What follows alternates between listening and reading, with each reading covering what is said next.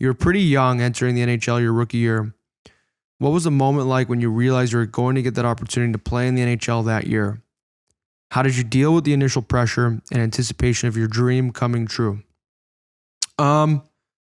Honestly, I was so competitive through the training camp of trying to make it happen. Like every day is game 7. Like you're just waiting to show up at the rink with a garbage bag, and your the name above your stall is gone. And hey, Otzi was our head coach, Adam Oates at the time. Otzi wants to talk to you. I knew things started to get real. It was that summer in development camp. Steve Richmond was the head of player development there.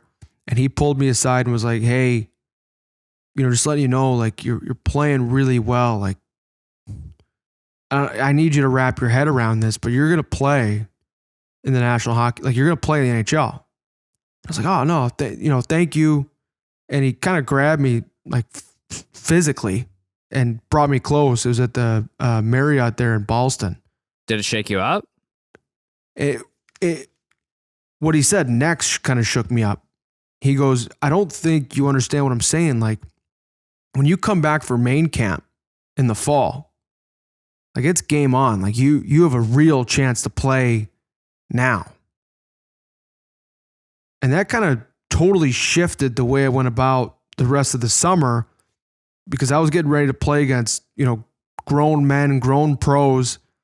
And it changed my whole demeanor coming into, there was like a week-long rookie camp. And then the main training camp started, and I started to play. I was producing some points.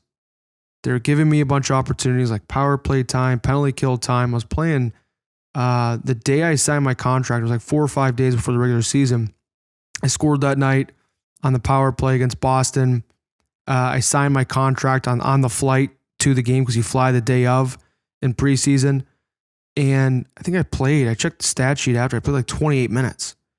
And I kind of didn't know that they don't give these opportunities to like every prospect just because. And that's when it really started to get real. And then that day I found out, just doing the math, doing the numbers, like scrolling Twitter, checking the waiver wire. And it was between me and another D-man. And once he hit the waiver wire, I'm like, I think that's it. I've shared this story before. Don Fishman was the assistant GM, kind of the numbers guy. And to this day, I think it's the coolest thing that I own. It's in a manila folder in my house, and it's just a printout of a screenshot on a phone. So every NHL GM, they have like these like war rooms where they have a depth chart of all these magnets of guys' last names from around the league. And I think it's just to keep track of the landscape. So Don Fishman, being the cap guru, got a text from George McPhee. This is what he told me. And he said, the text was, "Can we do this?" ?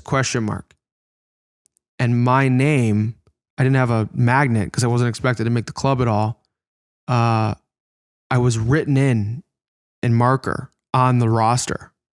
So it's like Ovi, Backstrom, Brooks, like, Grabowski, whomever we had that year. And it was like the inception, the exact moment that I was considered and in the NHL. And he printed it out for me, and I'm going to get it framed someday. And but to me, that was like the coolest. It's the coolest memento I have.